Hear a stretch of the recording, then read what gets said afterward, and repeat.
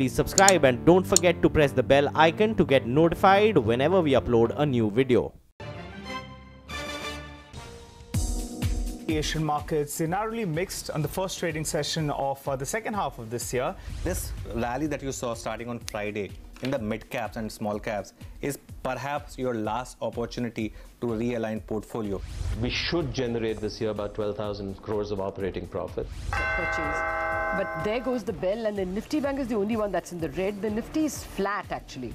Trend that we've seen in global markets in terms of both the tightening liquidity and the trade wars all contributing towards significant appreciation in the dollar. Listing price of both Rights and Fine Organics, a good listing for both of them. JV goes for an IPO, then the stake of Thyssen will be a little higher, will be at around 55%. Tata Steel stake in their IPO will be lower at around 45% approximately.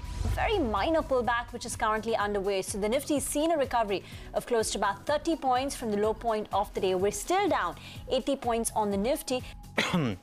Okay, so quite a bit of recovery for the larger indices. The mid caps also have recovered from the low point, but overall still been a rough day. Let's see if this recovery can sustain in last hour of trade. This is closing well. I am Anuj with me, Surabhi. Hi Surabhi, good afternoon. Good afternoon, Anuj. So, I mean, for whatever it's worth, suddenly all the PSU banks are getting very excited, whether there's an AMC coming or an ARC coming. But I don't know, is that really going to be enough? Some of the metal stocks, for instance, are off the lows. Reliance is off its lows. What do you make of this small recovery, Anuj, that we're seeing now? I think the market is again taking a bit of a punt on this Sunil Mehta report because if you take a look at the stocks right now, HDFC Bank has made a fresh low intraday, while ICICI Bank and Axis Bank have made a fresh high. And, that's HDFC Bank. That's a fresh low, and still the market's moved on because ICICI Bank has made a high, Axis has made a high, and of course, SBI, PNB, all these stocks right now are surging. So the market's taking a bit of a point here. That perhaps explains. But, the larger context still remains global. The market's oversold, so perhaps there's been some covering as well. Maybe again the market believes that tomorrow, right now you already factored a Dow weakness of about 200-250 points going by the Dow futures. Perhaps if there's some recovery and tomorrow morning because of this report, perhaps the market sees some short covering. That could be, I think, one reason that you've seen this kind of move. But overall, the market is still weak. The fact that strong stocks are also making lows now is telling you that overall the market is weak, though in last hour there could be some short covering as well. Oh, absolutely. Well, European markets, for what it's worth, are off the lowest levels of the day, yet there is still a lot of selling. We've seen a lot of selling in Asia as well. Those trade talk commentary, that's clearly not going away. Now there are fresh reports indicating that the EU could levy, very big sanctions and higher tariffs because of the threat on EU automakers. So there's a lot of talk right now. Trade wars are still pretty much dominating mind space, and that's evident on the European screens. Let's get started. This is Closing Bell, and here's what we have lined up for you on the show today. We are discussing the market and some interesting stock ideas with Pankaj Pandey of ICICI Direct. We get you analysis on all the market fundamentals with Mr. SP Tulsian of sptulsian.com, Deepak Shenoy of Capital Mind, and Mayuresh Joshi of Angel Broking. Of course, PSU banks and the latest that you've just heard is going to be topping our conversation. And as always, lots of technical ideas coming your way, how to trade the next 1 hour. Ashwani Gujral and Mitesh Thakkar joining in. Okay, how should you position yourself in this last hour of trade? Ashwani and Mitesh are with us. Good afternoon. Ashwani, things have changed in the last 1 hour. It looked like a bit of a trend day till 1 o'clock. And now you've seen this big move, of course, in the corporate banks in particular. Your thoughts on last hour? See, the tragedy of this year is no follow-through. Friday you went up, no follow-through. Today you went down, no follow-through. So basically, the bear gets trapped, the bull gets trapped, and now you'll see, some short covering which will make you think that, we didn't collapse and we are holding the range. And that's what you have to be ready for. Each time you get some money on either side, you take it off, because making those long range forecasts that, you buy put and you buy call, etc., that's not playing out. So my sense is last hour could be good because PSU banks have decided they'll move higher. HDFC Bank may not go up, but the rest of them, particularly ICICI Bank, is looking very interesting. Friday it went up, today it's moving higher. So maybe ICICI Bank is finally decided to counterbalance HDFC Bank. So that way, Bank Nifty could recover some more. Having said that, individual stocks, I think ICICI Bank is a buy with a stop of 272, target of 287. Vedanta is a buy with a stop of 232, target of 246. And Century Textile is a sell with a stop of 852, target of 830. Vedanta is really quite a stock on the move. By the way, the London shares surged some 20% plus. That's because Mr. Agarwal is going to be buying out the residual stake, and there will be the delisting of Vedanta PLC in London. Anyway, that's not to say that a similar story will follow here, but anyhow, that stock's quite excited and well off the lows of the day, making the highs actually. Well, on that note, let's also say hello to Mitesh Thakkar. Good afternoon, Mitesh. What have you made of today's market action and, of course, trades for the last hour? Good afternoon, Surabhi. I think, I've been still trying to make out of the market action. It's been very confusing. One day up, one day down. I think Ashwani was also highlighting that. But you can identify a few counters. I think 12,600 or thereabouts now has twice emerged as a good level to watch out for on the downside. And I think on the upside, 12,700, 720 remains the first resistance. In case we break above that, I don't think it will be a big breakout, but a shift of the range on the upside by another 100 points. So I think this market looks like it's still trying to find a particular level. Most of the trend indicators are also flat. And therefore, I think, there's some kind of immediate lack of follow-through happening on any side of the directional movement. So I think it remains a much more stock-specific oriented market. We had shorts in the morning. We were good in the money, but then the trading stop loss got hit and we got some mild profits on that. So as I said, I think, trading the index is not very rewarding for the time being. I think focus should be there on the stock side. I have two stock calls right now. I have a buy and a sell. A buy on Asian Paints with a stop at 1273 for targets of 1330. While Grasim, I would short with the tight stop at 1004 for targets of 963. Okay, fair enough. Well, there's really two pockets of market which surging now. One is the PSU banks, corporate-facing banks actually. So that, of course, something we've spoken about. And the others is metals. Intraday, it looks like stocks have put a bit of a bottom in place and they are moving on. We have SP Tulsian of sptulsian.com and Deepak Shinoy of capitalmind.in now joining us. Good afternoon. Mr. Tulsian, your thoughts first on this big move that we are seeing in PSU banks. The market's getting excited, of course, on that Sunil Mehta report. But your thoughts on how to approach these stocks? Siroj, I think apart from this report, which may be as a trigger for buying, but apart from that, even if you see the situation moving forward, it is happening with a gradual pace. But I think that on the PSU bank fronts, the bottom is seen to be having made, and in fact the stocks are all seen in the trading squaring of position and the consolidation mode. Because going forward, if you see, maybe NCLT have taken a pause, but the resolutions of the stress assets with the deadline coming to an end on 31st August seem to be a big positive move. And the gross NPA, which we have been talking of, about 10 lakh crore, in the banking system, of which about 7.5 to 8 lakh crores, or about more than that, closer to about 8 lakh crore, seen existing, will all come to an end, maybe by about, or will get reduced by about 2.5 lakh to 3 lakh crore, maybe by end of September. So these things are seen, in fact, PSU banks are more on a transformational phase, and that will get reflected maybe by end of September. And when you have these kind of indications seen coming in, you always see the accumulations and the buying by the smart hands, having a little longer term horizon. So we have been keeping the neutral to positive stance, but at least the negative bias is not seen subsisting.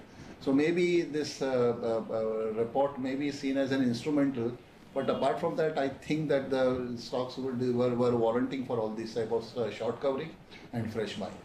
Okay, by the way, the stock which is now seeing real short covering is Jindal Steel and Power. Just pull out that intraday chart on that stock, because in the morning it was down almost 8%, and now it's cut its losses down only about 4.5% now. Well, that's quite a mover. But speaking of metal stocks, actually, let me take this to our guests. Deepak Shinoy is also with us. Deepak, this move on Vedanta, now it's not just Vedanta in isolation, fair enough. Most metal stocks are recovering, but I mean, the kind of surge we're seeing on this one, the stock is some 8-9% off its 52-week low. Of course, the London delisting is a very different ballgame. It's a very different, and actually pretty handsome premium. I think 27% premium is what Mr. Agarwal is offering to shareholders to delist. But what is your view on the Indian stock, which has really been in the doldrums? Actually, we haven't seen the deal specifics in the UK, so I don't want to comment on Vedanta yet. But in general, I think, well, from a general metals perspective, I think much of the there may be a short-term rally here in metals in general, which is mostly because they've been beaten down so much. But I believe that this year, the rest of the year is not going to be very great for the metals pack. Okay. Mr. Tulsian, if I just extend that question and actually talk about the other metal stock which is in news today, and that's Tata Steel, with the overhang of the ThyssenKrupp tie-up now out of the way. What would your view be and your recommendation on this stock?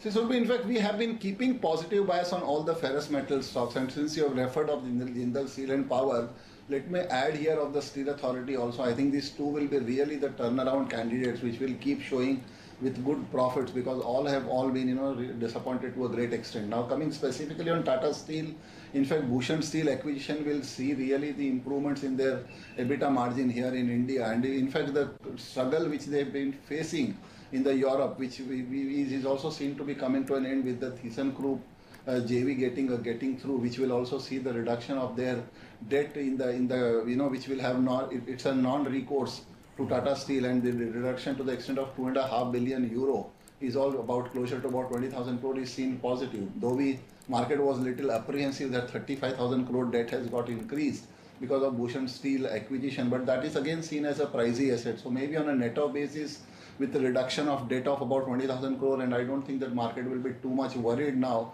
Even if Tata Steel go ahead and acquires the Bhushan Power also, maybe closer to the extent of about 20,000 crore, they have bid for 18,000 crore, and maybe 2,000 crore extra for infusion of working capital, their eventual capacity will increase by about 8 to 9 million ton in India, and they will become the largest steel player again.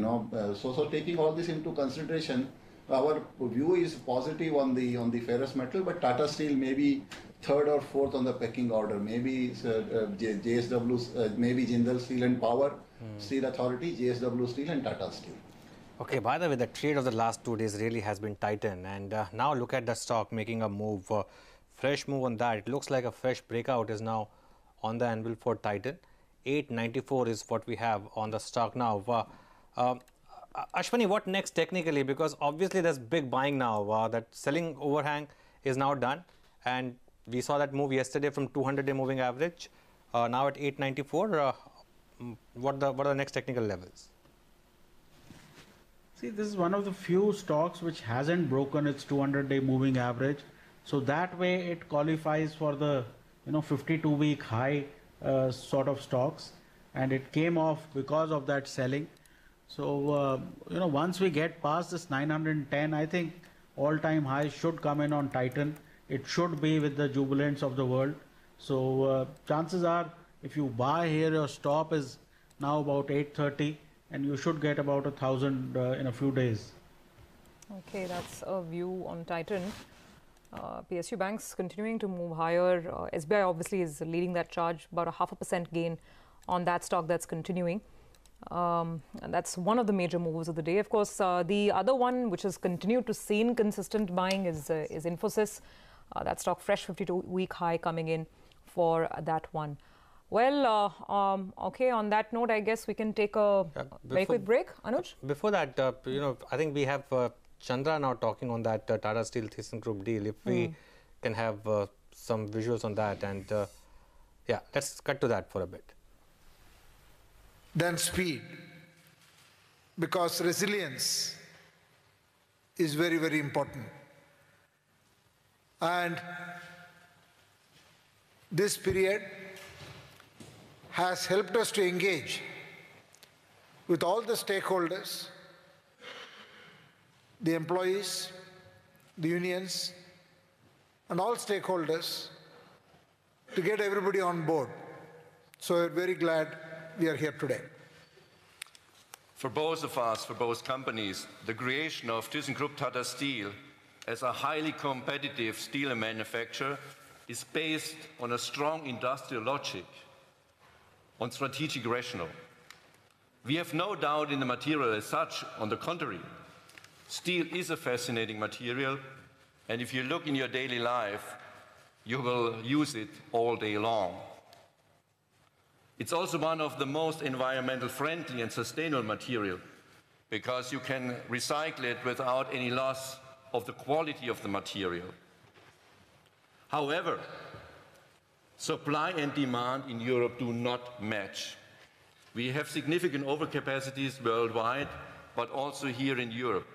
And this has put tremendous pressure on our industry and really forced companies to fight for utilization in order to really run the company profitable. So competitiveness is what we want to achieve, and competitiveness is really the key issue to move successfully forward. Global excess capacity had also caused tremendous additional import into Europe. Imports into Europe are on an all-time high level, which have additionally increased the price pressure on that material. And just recently, the US import tariffs are threatening jobs also here in our industry in Europe. Therefore, we highly appreciate that there is a joint action of European and international leaders to address these challenges going forward. But we cannot only rest and give the task to solve the issues to political leaders. We as business leaders have to act on our own. And this is why we really have formed a joint venture.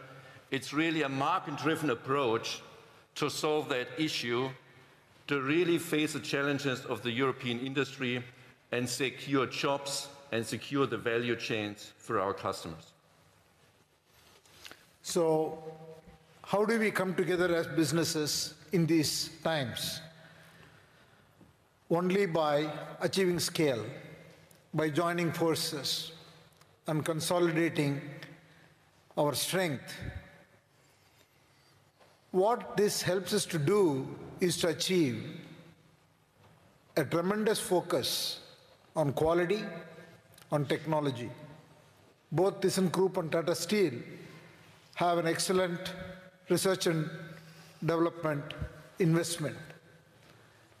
We can continue to focus and double down on our research, innovation, product portfolio, so that we come up with products and solutions that will make a big difference in the marketplace, especially create value for our customers and employees.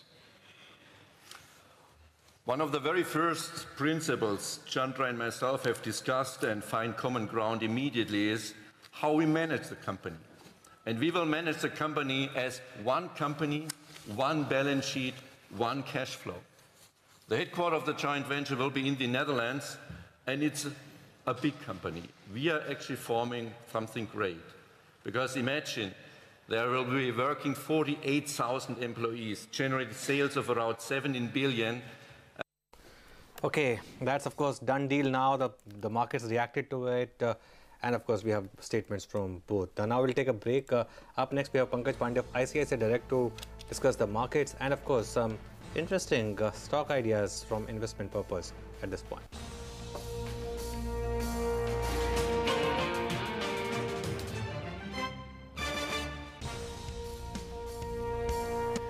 Welcome back. The recovery continues, you'd have to say. So the Nifty is slowly clawing back. Look at that. Anuj, it's an interesting recovery chart as well, right? Yeah. I mean, there's been not too much of unease or some kind of double dip, at least as yet. Oh yeah, I think this is really a remarkable recovery. It's one way. I think what it's done is it's trapped the bears because till about 1 o'clock it looked like it's just falling off the cliff. It's a trending day. Yeah. I don't know what happens on trending day that the bears tend to short any kind of pullback, and especially the 1 to 130 pullback. If you sell into that, you make money. So I think that would have happened.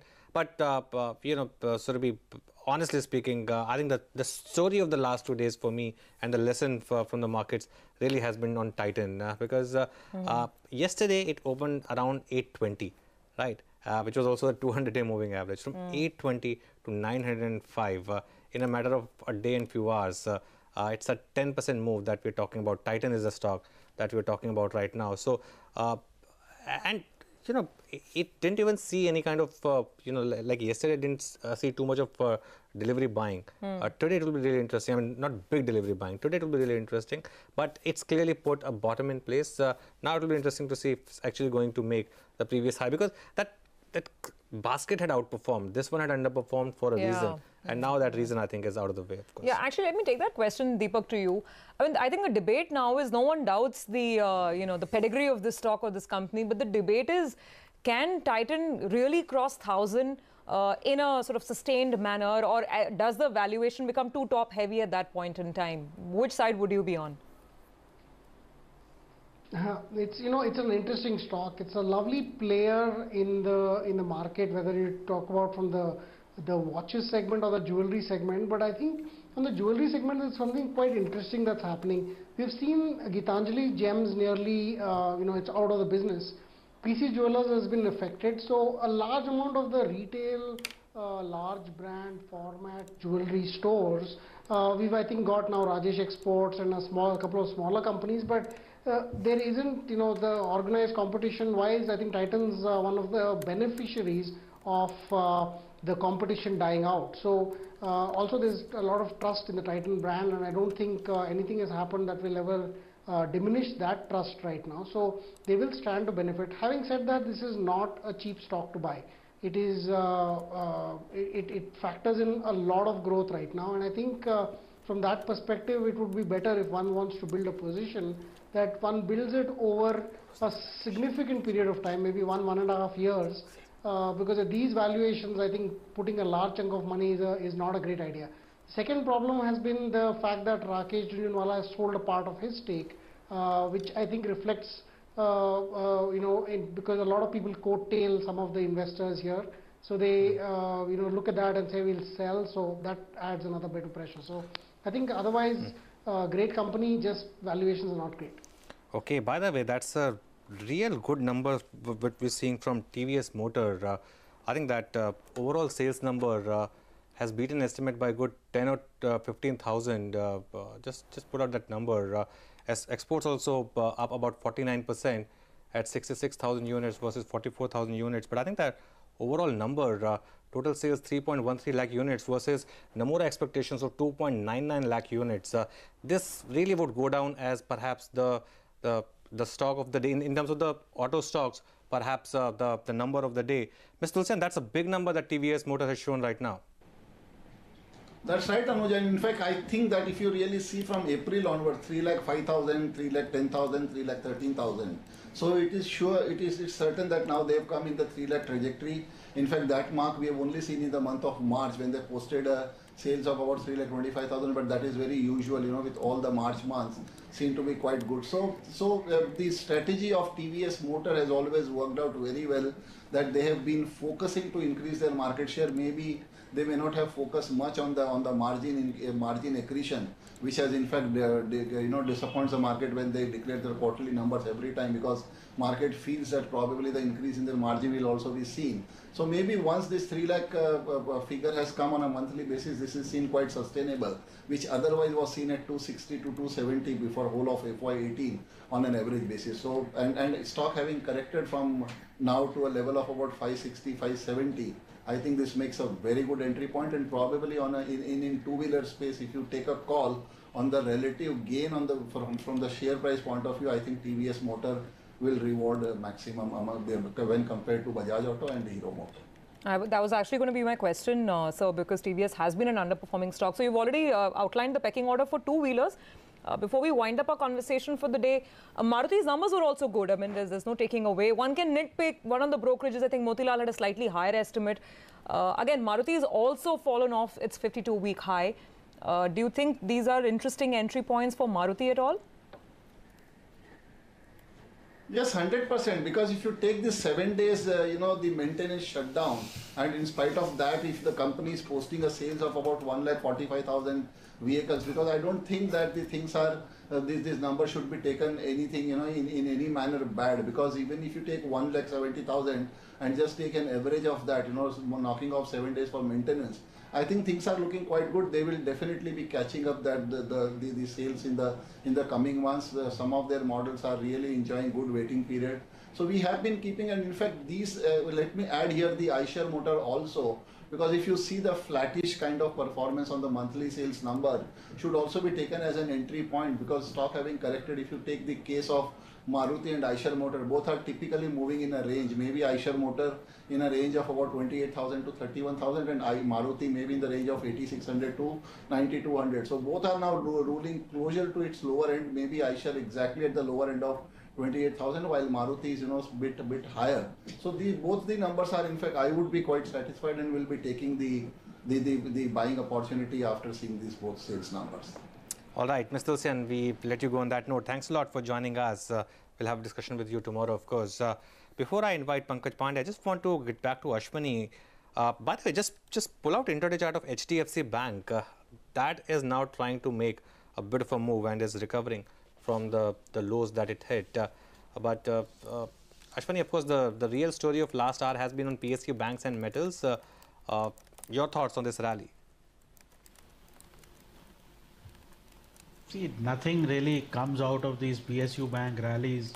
Once the news is out, you should have a fresh decline. But I don't think PSU banks can take the market higher while HDFC and HDFC Bank go lower.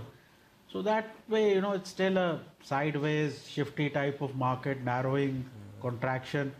So I won't take them home in any case, expecting that tomorrow they could again open higher. Market probably just is moving closer to its overall support, 10,550. And till that holds on, you'll see sporadic rallies in different sectors. But once that goes, then, everything goes in the same direction. Okay, by the way, this is a tough market. Just look at TVS Motor intraday chart. I mean, we just spoke about it, the fact that perhaps it's the best number that you have seen all through the day. And there was that big rally, and that has been sold into. So obviously, there's been clearly, selling at a higher level. Perhaps people who are stuck with positions want to just take some money, when it's giving you that opportunity. That could be the reason. That really is the problem with this market, Surabhi, because and that is why if you're chasing a move after after it's happened, then this is the risk that you have right now. I think, as Ashwani has also been saying, sustainability is the biggest problem for traders here. And stocks are making all kinds of erratic moves. For instance, look at something like a Dish TV now. It's a massive surge underway. So not sure. I mean, last week there were a couple of notes, optimistic notes, brokerage sort of commentary coming in, or whether this is some short covering that's going on. But anyway, that's one stock that's on the move. The sector of the hour clearly continues to be PSU banks, corporate-facing banks, PNB, OBC, BOB, the entire list, Bank of India, Canada, all of them are pretty much retaining the little bit of a spike that we saw. Well, on that note, let's welcome in our next guest. We have Pankaj Pandey of ICICI Direct joining in. Pankaj, I'll start off with PSU banks because of this anticipation that maybe we'll have contours of an asset management company announced today, and a lot of the bad loans maybe can, just simply just move off the books. Now, that might be a Goldilocks scenario. I don't know if it's as simplistic as that. But what would your view be on the larger names, let's say BOB or SBI for the time being?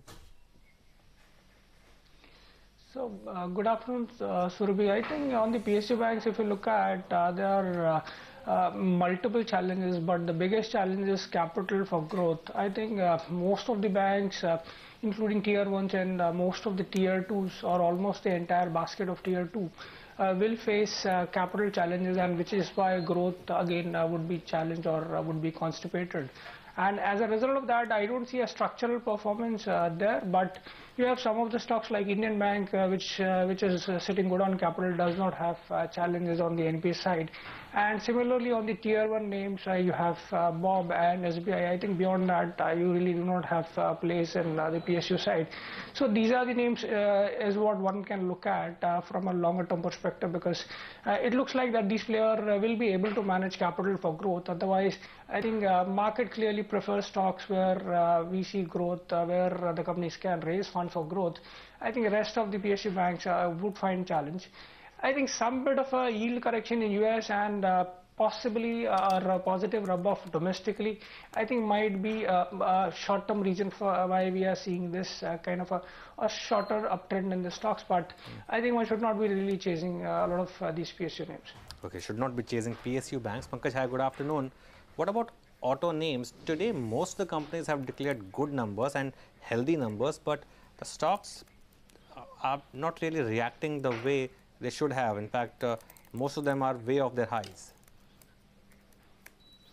So largely, good afternoon, Anuj. If you look at largely the numbers are more or less in line with the expectation, and in fact, a lot of sectors will deliver good set of numbers in this quarter because of the lower base of GST. I think what remains to be seen is that a lot of rally has sort of panned out, and so some bit of a profit taking can happen. But what we also see is that a lot of bearing companies which are suppliers to auto, I think they're sounding very bullish, and which is why we believe that all this correction in some of the tier 1 auto names should be bought into, and I think structurally for the next 2 or 3 years we don't see too much of a challenge for PV not growing in double digits.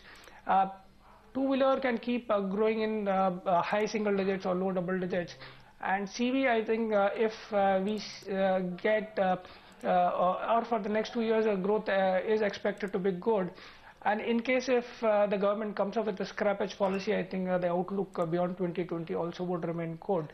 I think except for Tata Motors where we see challenges from a medium-term perspective, I think most of the space looks attractive to us. Okay, by the way, it is still volatile. I mean, you can't take away from that. There is some selling once again on Reliance, that's evident. Tata Steel is again seeing some pressure. It's down about 1% as we're speaking. And even the Bank Nifty, Surabhi, has seen a bit of a decline. And interesting market, and perhaps trapping both ways. Just look at that last bar that you're seeing. If you see the candlestick, the last one is actually quite big, especially on names like Canara Bank.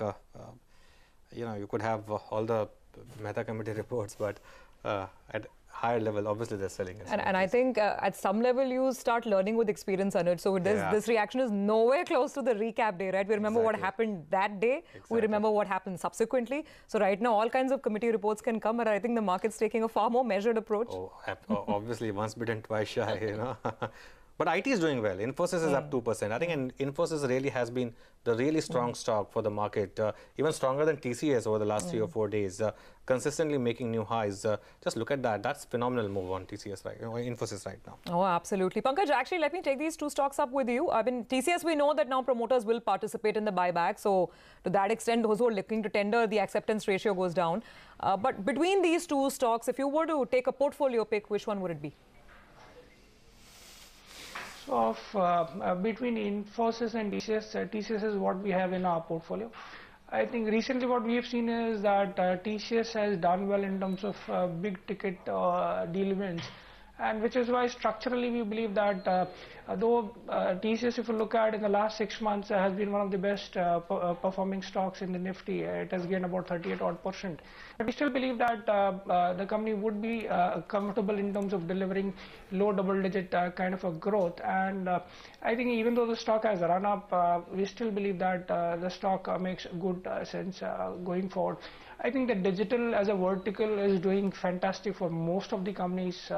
So bulk of the growth is going to come from that engine, and plus I think recent rupee depreciation is also going to help compared to a number of other defensives where FMCG is very expensive and pharma where cash flows have been sort of damaged. I think the IT enjoys a sweet spot from that perspective and will continue to find favor. So TCS will continue to find favor, and we prefer TCS over Infosys. Okay, prefer TCS over Infosys.